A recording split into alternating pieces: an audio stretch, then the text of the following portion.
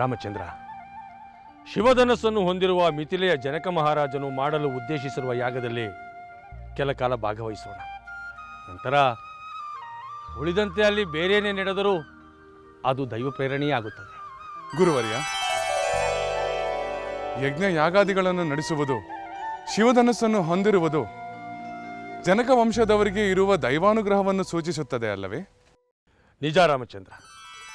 ತಲೆಮಾರುಗಳಿಂದ ಅವರು ನಡೆಸಿಕೊಂಡು ಬರುತ್ತಿರುವ ಯಾಗಗಳು ಅವರಿಗೆ ಶಕ್ತಿಯನ್ನು, ಯಶಸ್ಸನ್ನು ನೀಡುತ್ತವೆ. ಅಷ್ಟೇ ಅಲ್ಲ, ಆ ಪ್ರದೇಶಕ್ಕೆ ಮಿಥಿಲೆ ಎಂಬ ಹೆಸರು ಬರಲು ಕೂಡ ಒಂದು ಯಾಗದ ಕಥೆ ಇದೆ. ಗುರುಗಳೇ, ಯಜ್ಞಕ್ಕೂ ಮಿಥಿಲೆ ಎಂಬ ಹೆಸರಿಗೂ ಏನು ಸಂಬಂಧ? ತಿಳಿಸುತ್ತೇನೆ ಲಕ್ಷ್ಮಣ. ಮಹಾಧರ್ಮಿಷ್ಠನಾದ ನಿಮಿ ಚಕ್ರವರ್ತಿ ಎಂಬುವನೇ ಈ ಜನಕ ವಂಶದ ಮೂಲ ಪುರುಷ. ಒಮ್ಮೆ ಈ ನಿಮಿ ಚಕ್ರವರ್ತಿ ಗುರುಗಳಾದ ವಸಿಷ್ಠರನ್ನು ತನ್ನಿಂದ ಯಜ್ಞವೊಂದನ್ನು ಮಾಡಿಸಬೇಕೆಂದು ಕೇಳಿಕೊಂಡರು. ಆಗ ವಸಿಷ್ಠರು ಕಾರ್ಯಾರ್ಥವಾಗಿ ಲೋಕಾಂತರ ತೆರಳಿ ಬಂದ ನಂತರ ಯಾಗವನ್ನು ಮಾಡಿಸುವುದಾಗಿ ತಿಳಿಸಿದರು. ಬಹಳ ದಿನಗಳ ಕಾಲ ವಸಿಷ್ಠರು ಹಿಂದಿರುಗಿ ಬಾರದೇ ಇರುವುದರಿಂದ ನಿಮಿ ಚಕ್ರವರ್ತಿಯು ಬೇರೊಬ್ಬರಿಂದ ಯಾಗವನ್ನು ಪ್ರಾರಂಭಿಸಿಯೇ ಬಿಟ್ಟ. ಇದನ್ನರಿತ ವಸಿಷ್ಠರು ಕೋಪಗೊಂಡು ನಿಮಿಯನ್ನು ವಿದೇಹನಾಗು ಎಂದು ಶಪಿಸಿಬಿಟ್ಟರು. ನಿಮಿ ಕೂಡ ವಸಿಷ್ಠರಿಗೆ ಪ್ರತಿಶಾಪವನ್ನು ನೀಡಿದ.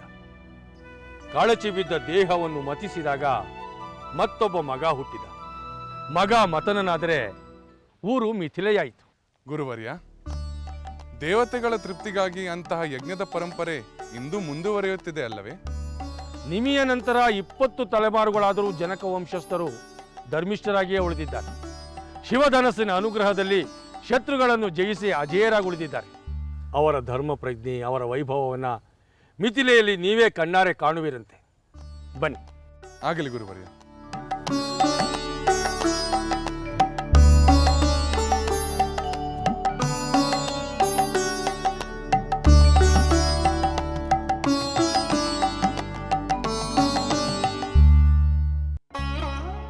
ಮಹಾರಾಜ, ನಾನು ತಮ್ಮಲ್ಲಿಗೆ ಯಜ್ಞದ ವಿಚಾರವಾಗಿ ಮಾತನಾಡಲು, ಅಲ್ಲದೆ ಎಲ್ಲ ಆಶ್ರಮಗಳಿಗೂ ಇಲ್ಲಿ ನಡೆದ ವಿಚಾರವನ್ನು ತಿಳಿಸಲಾಗಿದೆ ಎಂಬ ವಿಷಯವನ್ನು ತಿಳಿಸಲು ನಾನೇ ತಮ್ಮಲ್ಲಿಗೆ ಬರುವವನಿದ್ದೆ. ಅಷ್ಟರಲ್ಲಿ ತಾವೇ ಹೇಳಿ ಕಳುಹಿಸಿದಿರಿ. ಗುರುಗಳೇ, ನಾನು ತಮ್ಮನ್ನು ಯಜ್ಞದ ವಿಚಾರವಾಗಿ ಸಮಾಲೋಚಿಸಲು ಇಲ್ಲಿಗೆ ಕರೆ ಕಳುಹಿಸಲಿಲ್ಲ. ಏಕೆಂದರೆ ರಾಜಗುರುಗಳಾದ ತಾವು ಅದಕ್ಕೆ ಬೇಕಾದ ಸಿದ್ಧತೆಯನ್ನು ಮಾಡುವುದರಲ್ಲಿ ನನಗೆ ಯಾವ ಸಂದೇಹವೂ ಇಲ್ಲ. ಆದರೆ ಈಗ ನನ್ನನ್ನು ಬಾಧಿಸುತ್ತಾ ಇರುವ ವಿಚಾರವೇ ಬೇರೆ. ಆಯಿತು ಮಹಾರಾಜ, ದಯವಿಟ್ಟು ತಮ್ಮ ಮನಸ್ಸಿನಲ್ಲಿರುವ ವಿಚಾರವನ್ನು ತಿಳಿಸುವುದಾಗಬೇಕು. ಗುರುಗಳೇ, ಮಹಾಮಂತ್ರಿಗಳೇ, ತಮಗೆಲ್ಲ ತಿಳಿದಿರುವಂತೆ ಈ ಭೂಮಂಡಲದಲ್ಲಿರುವ ಎಲ್ಲ ರಾಜರುಗಳಿಗಿಂತ ಅತ್ಯಂತ ಬಲಶಾಲಿಯು, ದೇವತೆಗಳನ್ನು ಕೂಡ ಗೆದ್ದವನು, ವರಬಲ ಗರ್ವಿತನೂ ಆದವನು ಎಂದರೆ ರಾವಣನೊಬ್ಬ. ಆತನಿಂದಲೇ ಶಿವಧನಸ್ಸನ್ನು ಸ್ವಲ್ಪವೂ ಅಲುಗಾಡಿಸಲು ಸಾಧ್ಯವಾಗಲಿಲ್ಲ ಎಂದಾದ ಮೇಲೆ ಇನ್ನು ಸಾಮಾನ್ಯ ರಾಜರುಗಳಿಗೆ ಶಿವಧನಸ್ಸನ್ನು ಎತ್ತುವ ಬಲವಿರುವುದೇ ಎಂಬ ಚಿಂತೆಯು ನನ್ನನ್ನು ಕಾಡುತ್ತಿದೆ. ಈ ನನ್ನ ಚಿಂತೆಗೆ ಸಮಾಧಾನವನ್ನು ಬಯಸಿ ತಮ್ಮಲ್ಲಿ ಸಮಾಲೋಚಿಸಬೇಕೆಂದಿದ್ದೇನೆ. ಸೀತೆಯ ಕಲ್ಯಾಣವನ್ನು ಈ ಸ್ವಯಂವರದ ಮೂಲಕ ಮಾಡಲು ಉದ್ದೇಶಿಸಿದ್ದೇ ತಪ್ಪಾಯಿತೇನೋ ಎಂಬ ಭಾವನೆಯು ನನಗೀಗ ಬರಲಾರಂಭಿಸಿದೆ. ಮಹಾರಾಜ, ರಾವಣನು ಶಿವಧನಸ್ಸನ್ನು ಎತ್ತಲು ಬಂದಾಗ ಆತನೆಲ್ಲಿ ಶಿವಧನಸ್ಸನ್ನು ಎತ್ತಿಬಿಡುವನು ಎಂದು ಚಿಂತೆ ಮಾಡಿದಿರಿ. ರಾವಣ ಶಿವಧನಸ್ಸನ್ನು ಎತ್ತಲು ವಿಫಲನಾದಾಗ ಸಂತೋಷಪಟ್ಟ ನಿಮಗೆ ಈಗ ಅದೇ ವಿಚಾರವೇ ಹೊಸ ಚಿಂತೆಗೆ ಕಾರಣವಾಗಿರುವುದು ಆಶ್ಚರ್ಯವನ್ನುಂಟು ಮಾಡುತ್ತಿದೆ. ಈ ಚಿಂತೆಗೆ ಪರಿಹಾರವೆಂದರೆ ರಾವಣನಿಗಿಂತ ಪರಾಕ್ರಮಶಾಲಿಯು, ರಾವಣನಂತೆ ದುಷ್ಟನಲ್ಲದ ರಾಜಕುಮಾರನೋರ್ವನು ಸ್ವಯಂವರಕ್ಕೆ ಬಂದು ಶಿವಧನುಸ್ಸನ್ನು ಎತ್ತುವುದು. ಗುರುದೇವ, ಈ ಭೂಮಂಡಲದಲ್ಲಿ ಅಂತಹ ರಾಜಕುಮಾರರು ಯಾರಿದ್ದಾನೆ, ಎಲ್ಲಿದ್ದಾನೆ? ಇದ್ದರೂ ಅವನು ಸತ್ಕುಲ ಪ್ರಸೂತನು, ಸಕಲ ಗುಣ ಸಂಪನ್ನನೂ ಆಗಿರಬೇಕಿಲ್ಲವೇ?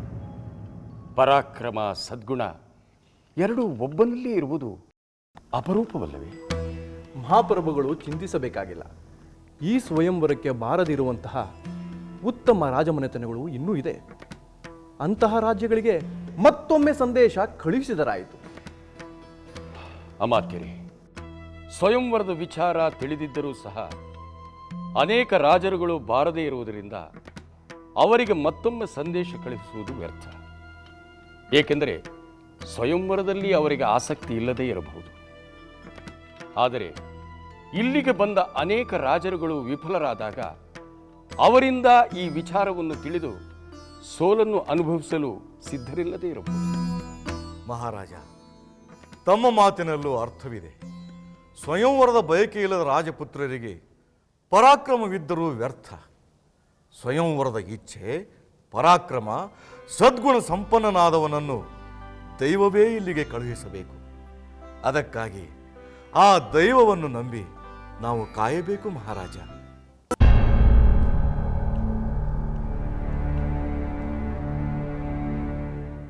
ಮಹಾರಾಜ,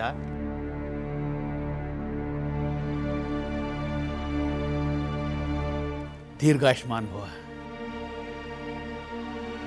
ಕುಲಗುರುಗಳಿಗೆ ನಮೋ ನಮಃ. ಆಸೀನರಾಗಿ.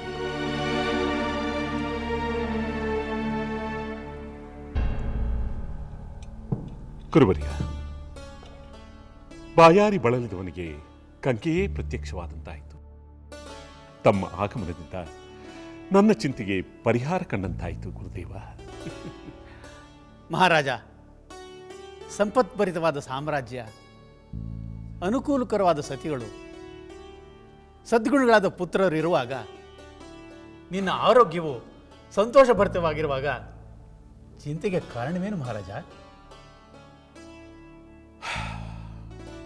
ಇಡೀ ಭೂಮಂಡಲವನ್ನೇ ಬೆಳಗುವ ಸೂರ್ಯನಿಗೆ ಗ್ರಹಣದ ಕಾಟ ತಪ್ಪಿದ್ದಲ್ಲ, ಹಾಗೆಯೇ ಚಂದ್ರನಿಗೆ ಅಮಾವಾಸ್ಯೆ ತಪ್ಪಿದ್ದಲ್ಲ. ಅಂಥವುದರಲ್ಲಿ ಸಾಮಾನ್ಯ ಮನುಷ್ಯರಾದ ನಮಗೆ ಅಗಲಿಕೆಯ ಚಿಂತೆ ಅನಿವಾರ್ಯವಲ್ಲವೇ ಗುರುದೇವ? ಯಾರಾಗಲಿಕ್ಕೆ ಈ ನಿನ್ನ ಚಿಂತೆಗೆ ಕಾರಣ ಮಹಾರಾಜ? ಗುರುವರ್ಯ, ಅಂದು ವಿಶ್ವಾಮಿತ್ರ ಮಹರ್ಷಿಗಳು ತಾವು ನಡೆಸುವ ಯಜ್ಞ ರಕ್ಷಣೆಗೋಸ್ಕರ ರಾಮಲಕ್ಷ್ಮಣರನ್ನು ಕರೆದೊಯ್ಯಲು ಬಂದಾಗ ತಾವೇ ತಾನೇ ನನಗೆ ಸಮಾಧಾನವನ್ನು ಹೇಳಿ ನನ್ನ ಮಕ್ಕಳನ್ನು ಅವರೊಡನೆ ಕಳುಹಿಸುವಂತೆ ಪ್ರೇರೇಪಿಸಿದ್ದು. ಅರ್ಥವಾಯಿತು ಮಹಾರಾಜ, ಅರ್ಥವಾಯಿತು. ರಾಮಚಂದ್ರನಿಂದ ಅಸುರರ ದಮನವಾಯಿತು, ಯಜ್ಞವು ನಿರ್ವಿಘ್ನವಾಗಿ ನೆರವೇರಿತು. ಆದರೂ ರಾಮಲಕ್ಷ್ಮಣರು ಬರಲಿಲ್ಲ ಎಂಬ ಚಿಂತೆಗೆ ನೀನೇ ಕಾರಣನಲ್ಲವೇ? ಇದಕ್ಕೆ ಸಮಾಧಾನ ಹೇಳಿ ಎಂದು ನನ್ನನ್ನು ಪ್ರಶ್ನಿಸುತ್ತಿದ್ದೀಯಾ? ಇಲ್ಲ ಗುರುದೇವ, ಇಲ್ಲ. ನಾನು ಅಣುಮಾತ್ರವೂ ತಮ್ಮನ್ನು ಆಕ್ಷೇಪಿಸುತ್ತಿಲ್ಲ. ನನ್ನ ಮಕ್ಕಳು ಹೋದ ಕಾರ್ಯ ಸಫಲವಾದ ನಂತರವೂ ಬರಲಿಲ್ಲವಲ್ಲ, ಅದಕ್ಕೆ ತಮಗೆ ಕಾರಣ ತಿಳಿದಿದ್ದರೆ ತಿಳಿಸಿ ಎಂದು ಕೇಳಿಕೊಳ್ಳುತ್ತಿದ್ದೇನೆ ಅಷ್ಟೇ. ಮಹಾರಾಜ, ಸಿದ್ಧಾಶ್ರಮದಲ್ಲಿ ನಿನ್ನ ಪುತ್ರರು ಯಜ್ಞವನ್ನು ಕಾಪಾಡಿದ್ದರಿಂದ ವಿಶ್ವಾಮಿತ್ರ ಋಷಿಗಳು ನಿನ್ನ ಪುತ್ರರನ್ನು ಮಿಥಿಲೆಗೆ ಯಜ್ಞವನ್ನು ನೋಡಲು ಕರೆದುಕೊಂಡು ಹೋಗಿದ್ದಾರೆ.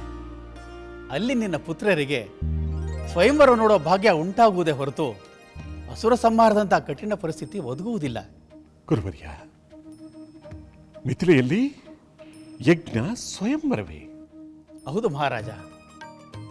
ಜನಕ ಮಹಾರಾಜನು ತನ್ನ ಹಿರಿಯ ಪುತ್ರಿ ಸೀತೆಯ ವಿವಾಹವನ್ನು ಸ್ವಯಂವರದ ಮೂಲಕ ನಡೆಸಬೇಕೆಂದು ಇಚ್ಛಿಸಿ ಪರಮೇಶ್ವರನಿಂದ ಪ್ರಸಾದಿತವಾದ ಶಿವಧನುಸ್ಸನ್ನು ಯಾವ ವೀರನು ಹೆದೆಯೇರಿಸುತ್ತಾನೋ ಅವನಿಗೆ ತನ್ನ ಮಗಳನ್ನು ಕೊಟ್ಟು ವಿವಾಹ ಮಾಡುವ ಅಭಿಲಾಷೆ ಇನ್ನೂ ಫಲಿಸಿಲ್ಲ.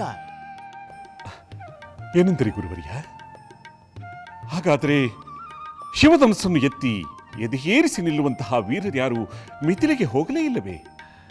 ಇಲ್ಲ ಮಹಾರಾಜ, ಅಲ್ಲಿಗೆ ಹೋದ ಯಾವ ವೀರರಿಂದಲೂ ಆ ಶಿವಧನುಸ್ಸನ್ನು ಅಲುಗಾಡಿಸಲು ಸಾಧ್ಯವಾಗಲಿಲ್ಲ. ಯಾರ ಪರಾಕ್ರಮ ಯಾವಾಗ ಎಲ್ಲಿ ಹೇಗೆ ವ್ಯಕ್ತವಾಗುವುದೋ ಹೇಗೆ ಹೇಳುವುದು? ಮುನೀಂದ್ರ, ಹಾಗಾದರೆ ಮಿಥಿಲೆಯಲ್ಲಿ ಮಹಾರಾಜ, ಮಿಥಿಲೆಯಲ್ಲಿ ಏನೇ ನಡೆದರೂ ಅದು ನಿನಗೆ ತಿಳಿಯುತ್ತದೆ. ಅಲ್ಲಿ ಏನೇ ನಡೆದರೂ ಅದು ಶುಭವೆಂದು ತಿಳಿ. ಒಂದು ಒಳ್ಳೆಯ ಕಾರ್ಯಕ್ಕೆ ನಿನ್ನ ಪುತ್ರರು ನಿಂದ ಕೆಲ ಕಾಲ ದೂರವಾಗಿದ್ದರೆ ಅದಕ್ಕಾಗಿ ಚಿಂತಿಸುವುದು ಸರಿಯಲ್ಲ ಅಲ್ಲವೇ? ಮುನೀಂದ್ರ, ಅಸುರರೊಡನೆ ಹೋರಾಡಲು ಹೋದದ್ದಕ್ಕೆ ಚಿಂತೆ ಮಾಡಿದ ಹಾಗೆ ಮಿಥಿಲೆಗೆ ಹೋದದ್ದಕ್ಕೆ ಚಿಂತೆ ಮಾಡುವುದು ಖಂಡಿತ ಸರಿಯಲ್ಲ ಗುರುದೇವ. ಧನ್ಯೋಸ್ಮಿ ಗುರುದೇವ, ಧನ್ಯೋಸ್ಮಿ. ದೀರ್ಘಾಯುಷ್ಮಾನ್ ಭವ. ಮಹಾರಾಜರು ಮನ್ನಿಸಬೇಕು. ಅತ್ಯಂತ ತುರ್ತಾದ ವಿಚಾರವಾದ್ದರಿಂದ ತಮಗೆ ತಿಳಿಸಲು ಧಾವಿಸಿದೆ. ಹೇಳುದೂತ, ಏನಂತಹ ತುರ್ತು ವಿಚಾರ? ಸ್ವಯಂವರದಲ್ಲಿ ಸೋತ ರಾಜರೆಲ್ಲ ಸೇರಿ ಮಿಥಿಲೆಯನ್ನು ಮುತ್ತಿಗೆ ಹಾಕಲು ಬರುತ್ತಿದ್ದಾರೆ ಎನ್ನುವ ವಿಚಾರ ಗೂಢಚಾರರಿಂದ ತಿಳಿದು ಬಂತು. ಓ, ಸ್ವಯಂವರಕ್ಕೆ ರಾಜರು ಬರಲೆಂದು ನಾವು ಚಿಂತಿಸುತ್ತಿದ್ದರೆ ಸಮರಕ್ಕೆ ಬರುತ್ತಿದ್ದಾರೆ. ಹಾಗಾದರೆ ನಮ್ಮ ಸೈನ್ಯವು ಸಮರಕ್ಕೆ ಸಿದ್ಧವಾಗಲಿ. ಅಮಾತ್ಯರೇ, ಅಪ್ಪಣೆ ಪ್ರಭು.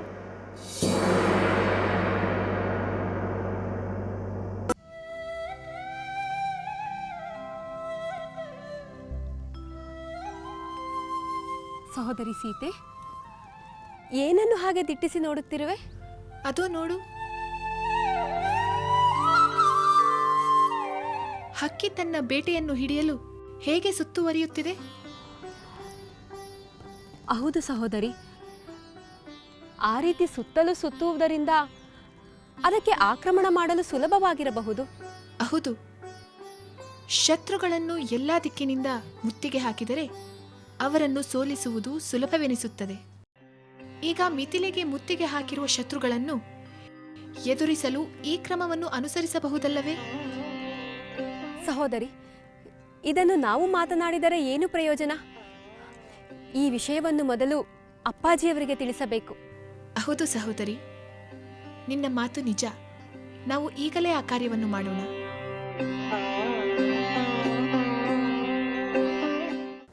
ಮಹಾಪ್ರಭು, ಶತ್ರುವು ನಮ್ಮ ನಗರದ ಆಯಾಕಟ್ಟಿನ ಸ್ಥಳದಲ್ಲಿ ಸಜ್ಜಾಗಿ ಆಕ್ರಮಣ ಮಾಡಲು ಕುಳಿತಿದ್ದಾನೆ. ಅವನನ್ನು ಅಲ್ಲಿಂದ ಕದಲಿಸದೆ ಆ ಸೈನ್ಯವನ್ನು ಮಣಿಸುವುದು ಕಷ್ಟವೆಂದೆನಿಸುತ್ತದೆ. ಅವರು ಹೆಚ್ಚು ಸುರಕ್ಷಿತ ಜಾಗದಲ್ಲಿದ್ದು ನಮ್ಮ ನಗರವನ್ನು ಮುತ್ತಿಗೆ ಹಾಕಿರುವುದರಿಂದ ನಾವೇನಾದರೂ ಒಳಗಿನಿಂದ ಆಕ್ರಮಣ ಮಾಡಲು ಮುಂದಾದರೆ ಹೆಚ್ಚು ಕಷ್ಟ ನಷ್ಟಗಳನ್ನು ನಾವೇ ಅನುಭವಿಸಬೇಕಾದಿತ್ತು. ಅಮಾತ್ಯರೇ, ಶತ್ರುವು ಸುರಕ್ಷಿತ ಜಾಗದಲ್ಲಿ ನಿಂತು ನಮ್ಮ ಮೇಲೆ ಆಕ್ರಮಣ ಮಾಡುವುದನ್ನು ತಡೆಯಲು ನಾವು ಮುಂಜಾಗರೂಕತೆ ವಹಿಸದೇ ಹೋದದ್ದು ತಪ್ಪಾಯಿತು. ಈಗ ಹೇಗಾದರೂ ಮಾಡಿ ಅವರನ್ನು ಅಲ್ಲಿಂದ ಕದಲುವಂತೆ ಮಾಡಲು ಏನಾದರೂ ಒಂದು ಉಪಾಯವನ್ನು ಯೋಚಿಸಲೇಬೇಕಾಗಿದೆ. ಅಪ್ಪಾಜಿಯವರಿಗೆ ಪ್ರಣಾಮಗಳು.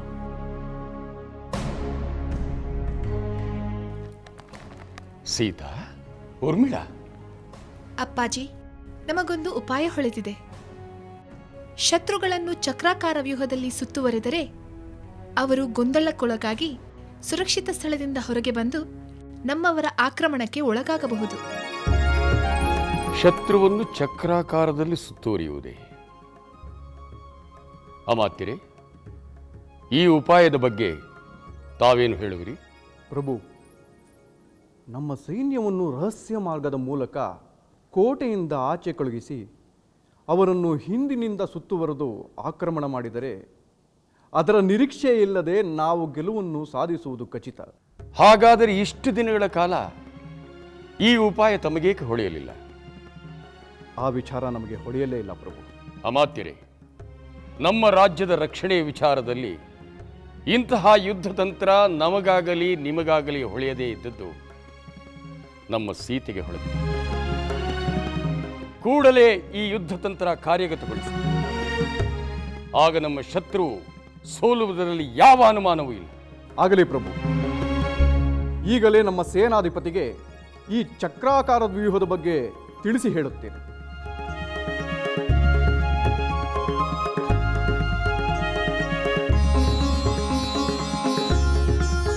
ಸೀತೆ, ಇದೇನು ವಿಚಿತ್ರವಮ್ಮ.